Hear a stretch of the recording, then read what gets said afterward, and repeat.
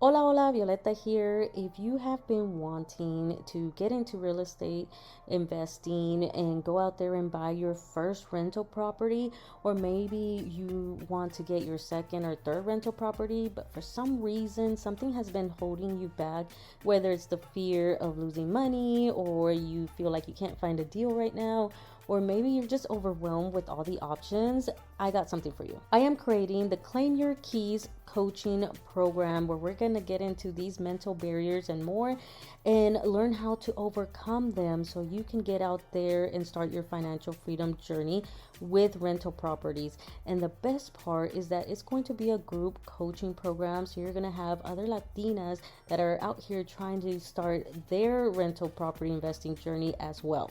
This is launching soon, but I am having limited spots available. So make sure that you sign up for the waitlist for more information and to get first dibs. Plus, my waitlisters are going to get a bonus. So if you want to become a founding member of this program and also be surrounded by other Latinas that are wanting to buy that first or second rental property, make sure you sign up. We all have those big goals and hopes and dreams, and we all have like that vision of our dream life in the near future or future, and we work really hard for it to accomplish that. Pero a veces life be lifing y los tira, a big old wrench in our plans, and we have to learn to pivot and adjust.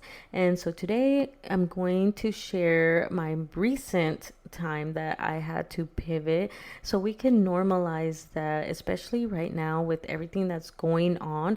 A lot of us are being forced to pivot and adjust our plans, and it can be stressful and it could be, depressing, and, you lose your motivation. And so today we're going to talk about that. But first, hola, hola, I am Violeta, a first gen real estate investor and host of the Money Chisme podcast, where I talk about personal finance, especially real estate investing and entrepreneurship, but also share the stories and expertise from people in our own community, because that's very important because we have a unique experience.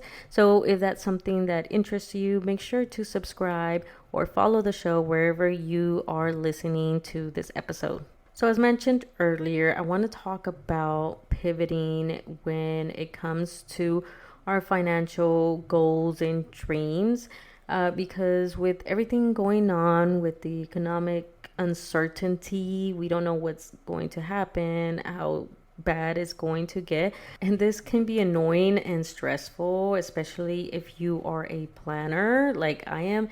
A huge planner. I like to plan. I have like the next few years planned out, or so I did, right? And then now this happens. There's a wrench in the plans, and now we have to take a step back and adjust things and maybe put some things off, or just do away with some of the like immediate goals that we had, especially when it comes to finances. And la verdad, like sometimes it can be really exhausting, especially as a first gen and a millennial at that. Like we've had to overcome so many obstacles and really work our asses off to get where we are right now. And we still are, right? We're still having to overcome lots of barriers and obstacles.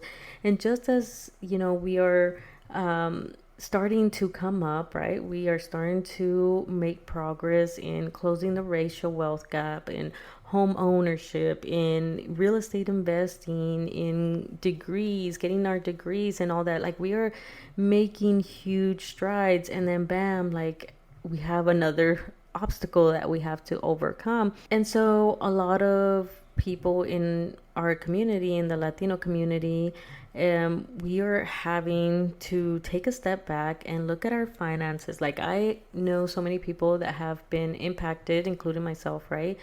And we've had to make some drastic changes and adjust what we were doing, and even take a step back, because we want to reduce our financial risk. And so I want to talk about that and share what I had to do recently on the financial decisions that I have made. And have had to adjust because I don't know what's going to happen. I don't know how, you know, the economy is going to be, because we have someone that is just making drastic decisions without, really educating themselves on how it's going to affect the working class. And that is something that I had to do myself. So, a quick background: I am leaving the military in a few months, which I couldn't have picked a better time, right? To go from a steady paycheck, really reliable paycheck on the 1st and 15th, and now going out on my own when we have all this going on. And so, definitely has been stressful. And I've really, at first, just, part of my financial plan was to give myself a buffer of, a few months as far as emergency savings. But also, I had started saving a little bit more because I wasn't planning to, work for the rest of the year, because I get out like August. And so I have a few months left in the year. And I really wanted to just kind of like take a break from working and enjoy being with my daughter. And also, I have a lot of stuff to do as far as setting up the land to set up the garden and chickens and all that stuff. So there's a lot of stuff that I need to do, and so I was already saving up parts of my paycheck, so that way I can have the buffer of not having to work for the next few months. Y luego, as far as the land in Texas, I had this huge dream of building a big barnuminium. And, I had planned to go pretty much all out, because this was going to be my dream home, my final home. Yeah, no more moving from every few years from the military. I was finally going to like settle down and have my house y arreglarlo how I wanted to, right? Well, now with the economy doing its thing, and with the decisions that are being made, is that like I don't want to put ourselves in a financial risk like that, because we don't know how bad the prices are going to be. And I don't want to be like struggling, because the goal is to basically live a soft life, like just be out there in my backyard con las chickens, growing my own food and all that stuff.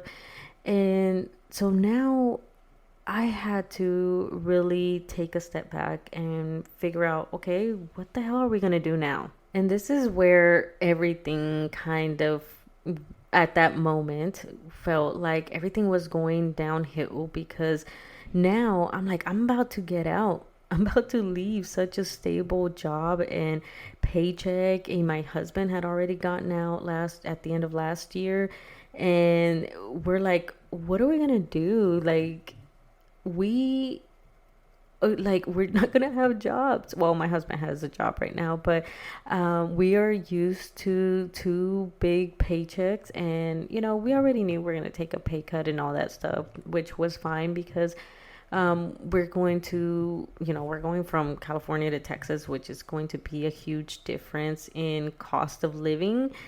Pero like now is like, oh, I don't know, like we really need to get on here and come together and figure out this budget now. And so when I started looking for the barnuminium, like it was like obstacle after obstacle from day one. The first thing was figuring out how I was going to fund this barnuminium.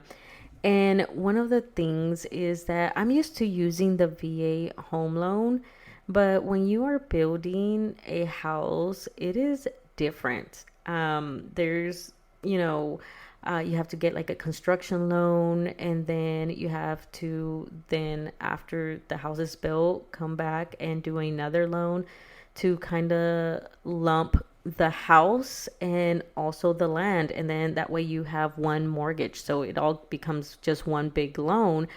And that was a struggle because I didn't want to have to do two closings because I'm about to leave. And the problem with that is that now lenders are going to give you such a hard time if I don't have a job, right? Because again, my plan is that I wasn't going to work for the last few months. So lenders are not going to be happy if I go get this construction loan, and then a few months later, once that house is finished and everything like that, and then with my husband, he was 1099 at that time. Like it was just like obstacles all over the place. Like I was like, oh, I'm not going to be able to do that because then we're going to be stuck with the construction loan, and you can't do that. You have to finance to another loan to combine the land loan and the construction loan.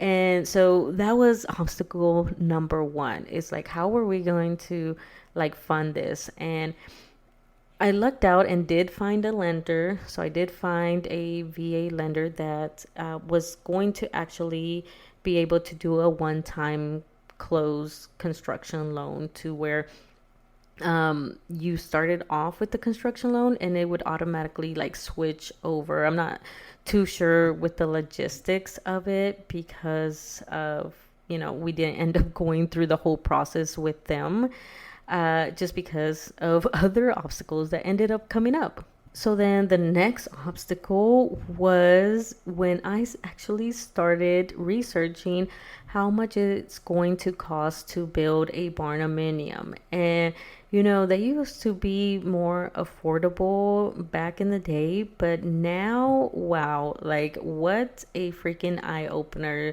Talk about fucking facing reality. Was like, I was living in this la la land of like, oh yeah, I'll just build a barnuminium and it'll be cheaper and blah, blah, blah. Cool. Because that was the reason I picked barnuminium. And yes, it's definitely cheaper than a stick built, a traditional way of building a house. And it's faster, right? Because and you have more leeway on the layout of the floor plan of your house, because you don't have to have like a load bearing wall to worry about. Like you could basically design the floor plan any way you want, basically.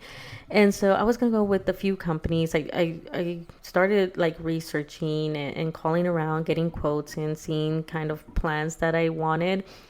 But wow, we'll talk about eye opening on the actual cost. Now, the thing with barnuminiums is that they will sell it to you in different phases, right?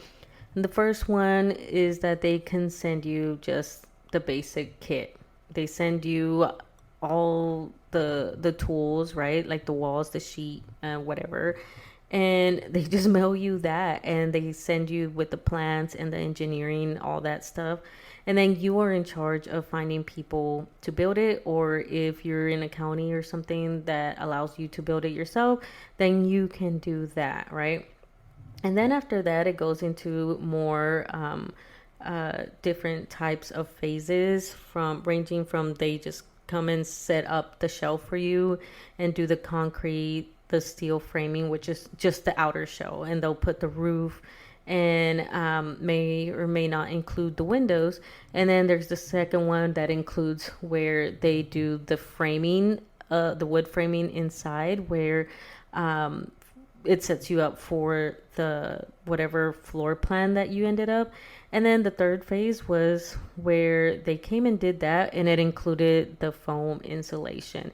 And so just to do a phase 3 was already at 185,000. That's the quote I had. Now, again, this is raw land. Now, I did have electric and water at the street level, so that didn't include pulling the water line and setting up electric from the from the road all the way back to the house. It didn't include a driveway. I still would have to put a septic tank.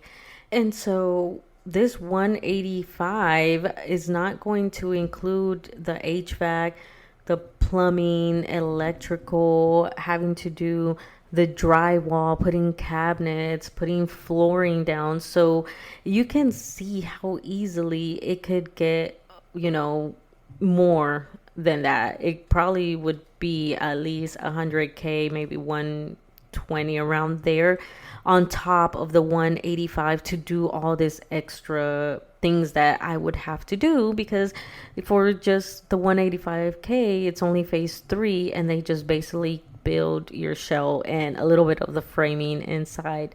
So, wow, a big eye opener for me. Now, remember, I still owe the land, and even though it has some equity, uh, I could use some of that equity to basically be a down payment for this loan. But with just the building of the house, it would have been close to 300K, right? And then on top of that, like I said, I owe still 114. That easily gets up there, right? Almost a 500K house, which would have left me about, I think at that time, it would have been almost a $4,000 mortgage. And I was like, oof, definitely not what I want, because that's what I was doing over here in California. I had a $4,200 mortgage plus whatever I owed for using a home equity loan. So, which is the reason I sold that house, to just get rid of that debt. And I did not want to go and move to somewhere where it's supposed to be cheaper and have to worry about having a $4,000 freaking mortgage, especially when I wasn't planning to work, right? So I really had to sit back and think, okay, what are we gonna do? What do I have to do now? I have to adjust, because I was freaking out, because now it's like, what, I'm gonna be homeless because I can't afford to build this barndominium. And then, needless to say, when I went to go try to get a pre-approval for this, like, they were not gonna give me that much, which I'm not gonna lie, I got a little bit spoiled with easily getting pre-approved. But now that I have, more mortgages, because I have rental properties right now, which is one of the reasons I'm going to move them to LLCs, because I need to be able to get pre-approved for stuff now. I also had another barrier of, because we're going, to a communal state as well. I would have to have my husband on there, which I was going to anyways. But the problem is, as I said earlier, is that he was 1099. And with 1099s, the trying to get a loan with that is already a huge obstacle, because you are self-employed, and banks don't like that. They want a huge history, usually at minimum 2 years, and you have to try to prove your salary for 2 years with tax returns and everything. Well, my husband had just became a 1099. He just left the military, so he didn't have that.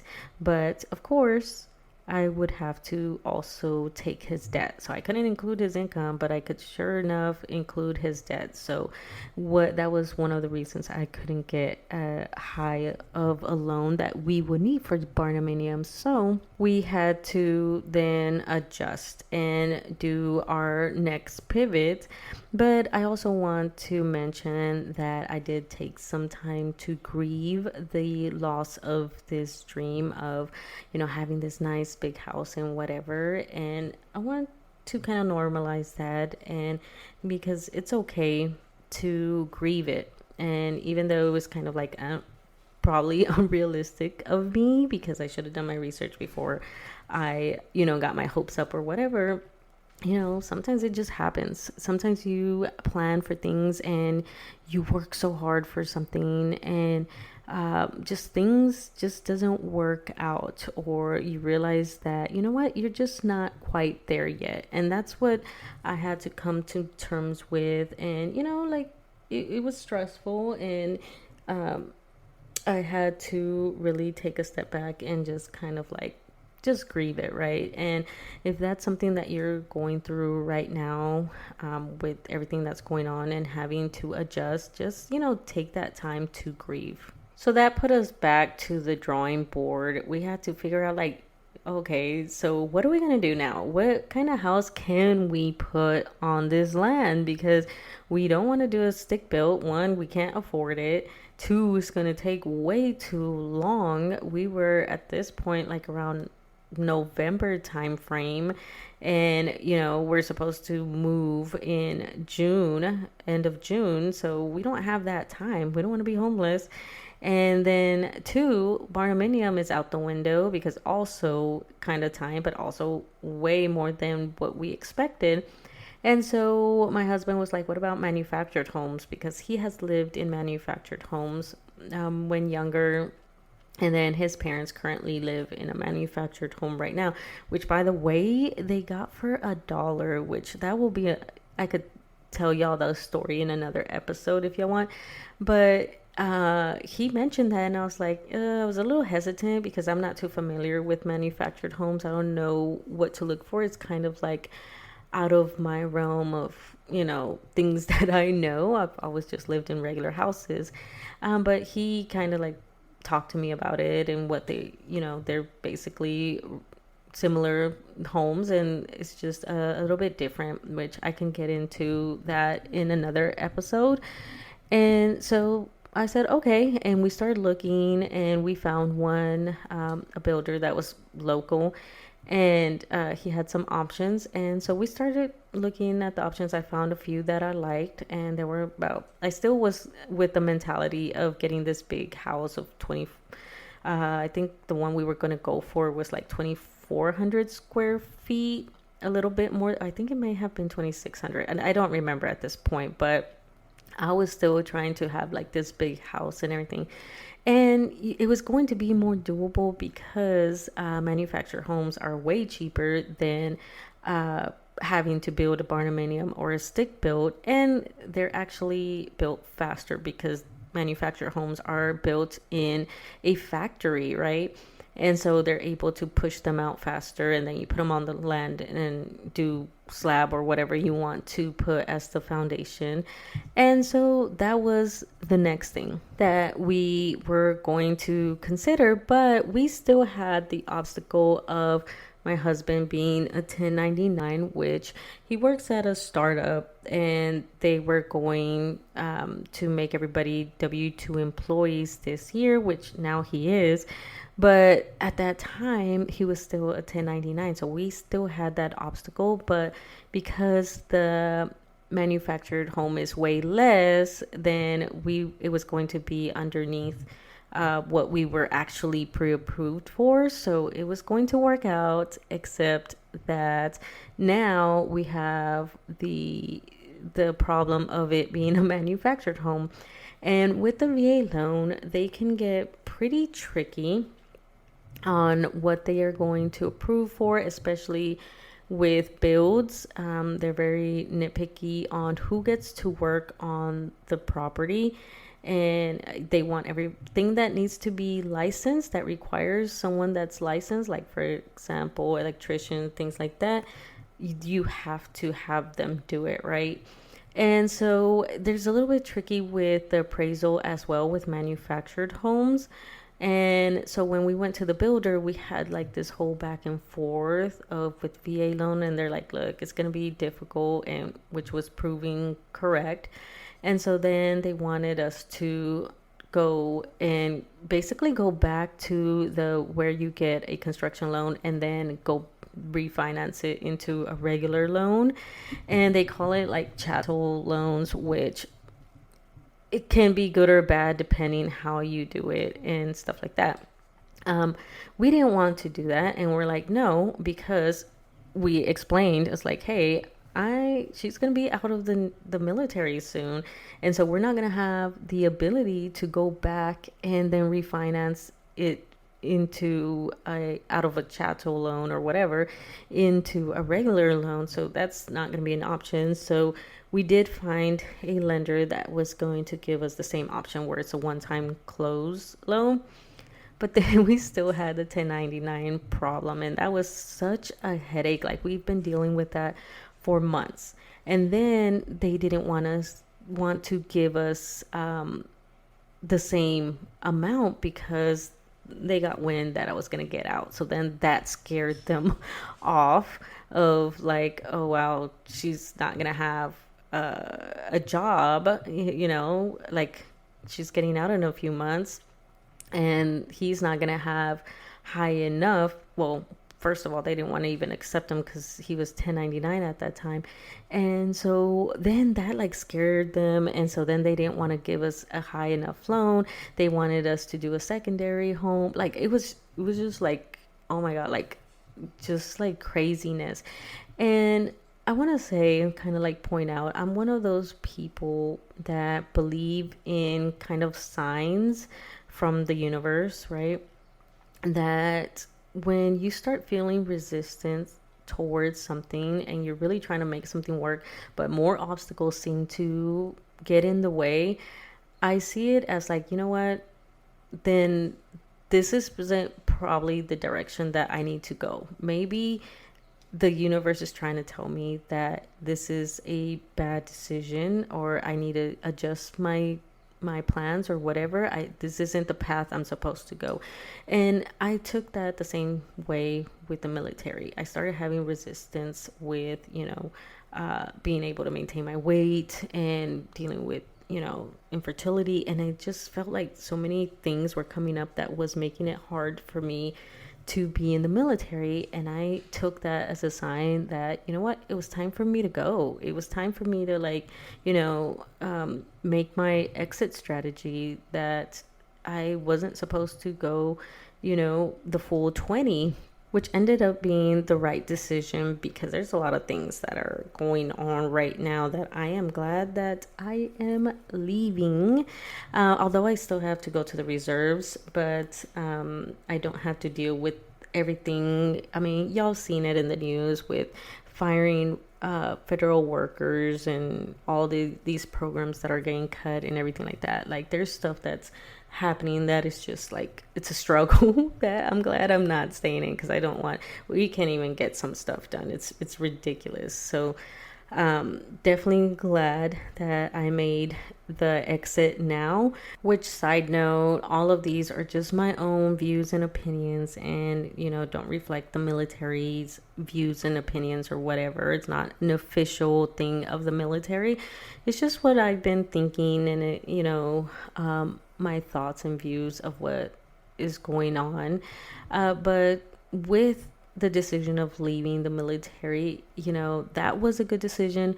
But as far as the financial portion, that's the thing that then I had to look into, and also realize that there's a lot of resistance that was happening in terms of the finances and financing of the manufactured home, because again, we still had the obstacle of being able to get pre-approved for a certain amount. So that big 2600 square foot manufactured home that I was thinking of getting, like this double wide that looked all nice and everything like that, that was out the window. So that was another time that I had to kind of go through and kind of grieve and be like, oh, like, because it felt like everything was just going wrong at that time, on top of everything that's going on with the economy. Now, personally, like, I'm being affected with all the decisions. It felt like I couldn't catch a win.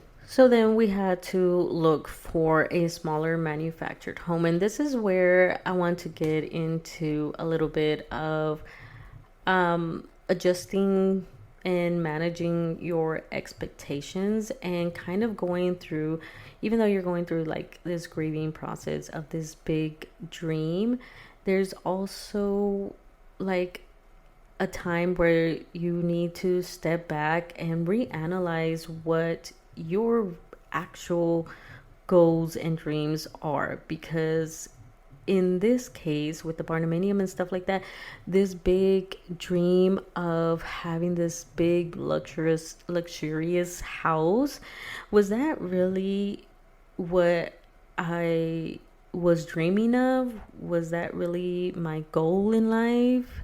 And when I started reflecting on that, I realized that that wasn't the dream. And the more I reflected on it, the more I started realizing things. So, over here in California, I mentioned I had a house over here, and it was a 4-bedroom, 2-story, 2,400 square foot home that was on half an acre.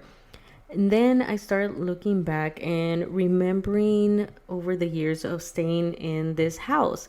And this house also had a second living room. And let me tell you, that second living room, all it served was to have stuff in it, junk in it. It ended up just being kind of like a storage for things, for random stuff. Originally, we had kind of made it into maybe a second office, and we would try to make it into a second game room. But realistically, it never got used. We used the main living room as the game room, and my stepson used his room to game with his friends. So nobody realistically used that second living room besides the random junk and plants, and like it just like ended up having random stuff in it. And so like I started thinking, I was like, okay, so I was trying to get this other house that had a second living room because I thought like, oh, I could make it into like a gym or whatever, which I did have a gym in the garage. And let me tell you how many times that got used, right? It just, the equipment just stored in there. And because my husband, it just became a garage. And so then the more I started thinking about it, I was like, man, I'm over here wanting this big house, and all that is going to happen realistically is that because from history, my history is that we didn't use these spaces. We just ended up having more storage space basically. And same thing with the 4-bedroom house. Ideally, realistically, we were thinking that, we would have my stepson, which he did live with us at that time. But then the other room was just an office that I didn't really use as much. I only used it to do, record YouTube videos or, a random podcast here and there, because I wasn't too, consistent with my podcasting. And when I did that, I used downstairs. I would just take my laptop and work on the couch because I wanted to be part of the family, right? And so that room kind of got used, but again, ended up being just more storage for random stuff. And the other bedroom, we ended up just renting it out, right, to a friend of ours that needed a place to stay. And so, again, we had this big house and we didn't actually use it. So that's when I started reflecting on okay, I'm over here depressed that I can't have this big house. But then looking back, when I did have the big house, I didn't need it. It was just a lot of wasted space. And so then I started thinking about so I don't want to have to pay, because even though we went from a barnuminium that would have been $4K for a mortgage, it went down to $3,200, and then for a mortgage. And then I was like, okay, we could go lower than that. We only need 3 bedrooms. I only have one, my daughter. If my stepson comes and lives with us again, there's an extra room. If not, I'm going to use it as an office now, because I do need a space now to where I could record podcasts and do interviews and all that stuff. And we don't need the second living room. We have just one living room is perfectly fine. And so now we settled to a 3-bedroom, 2 baths, 1,700 square foot house. And it's perfect size. All I had to do was really just look at what I really actually needed and wanted. It's still going to have, an open floor plan and stuff like that. And the rooms, I really don't care. I mean, they're good sizes and stuff, but I don't really, I don't chill in my room. Like, I just sleep in my room. So although my husband's gonna need his own desk in the room because he does remote work, but once I started having this mindset shift, I started realizing, that I really am not giving up on my dream, because the actual real dream was to be able to live, close to my parents and have a family compound, which that's still going. That's still the dream. That's still in the works, right? They have the lot next to me. Now they just got to start building.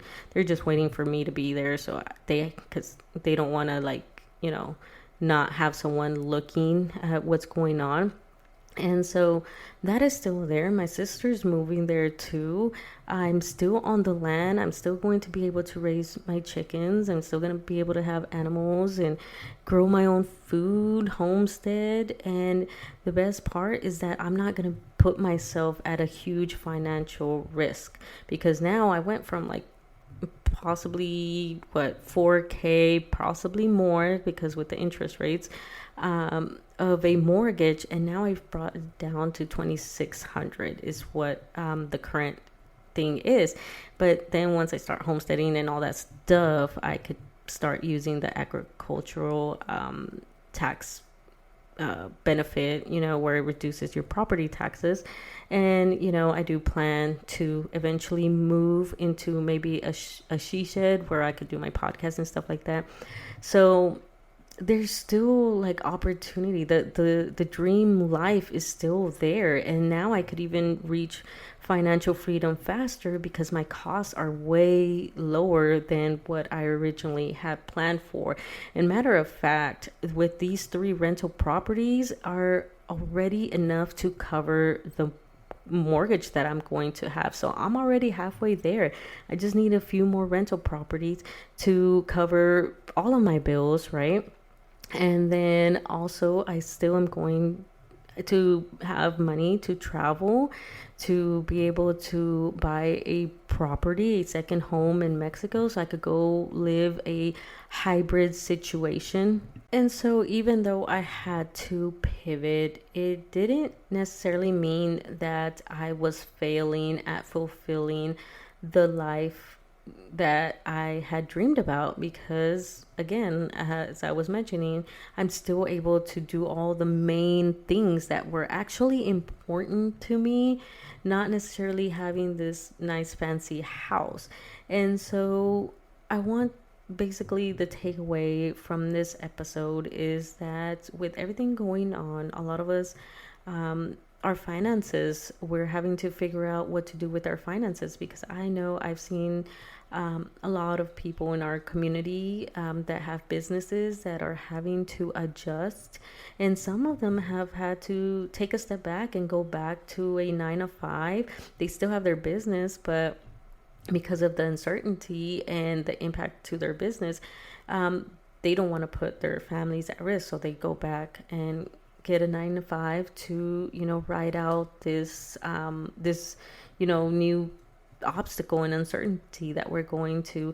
And pivoting doesn't mean that you are failing. It's just choosing to be resilient and being flexible, and that's what's going to help you survive and get through this chaos. And so if you are going through something similar where you're having to kind of like take a step back and adjust your plan, what you're doing, especially when it comes to finances, maybe you're having to do the same, where you have to get maybe go back to a 9 to 5 or a more steady income, or maybe take a second job and get more income to kind of like boost that emergency fund or whatever. Like, it's hard. It's definitely hard right now for our community, but we are out here to support each other. I have found a lot of support from our Latina community, our Latino community,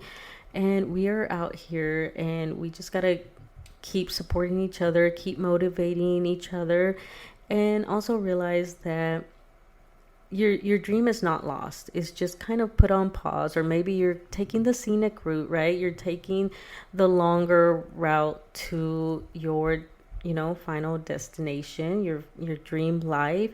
And maybe you're just like me, where you had to kind of manage your expectations, I guess, and adjust what really mattered, because sometimes we do get lost in the sauce of trying to live it big, when in reality we really want something more realistic. And that's what matters. So just keep your dream alive, keep working towards it. And finally, I do want to remind y'all that we do have lots of experts in our community, from our community, that are out here helping our Latino community not only like plan on how to survive, but also how we can thrive with the next few years, with even with all the chaos that is going on how to protect our finances. And a lot of these are have been a guest in this podcast, so make sure you check those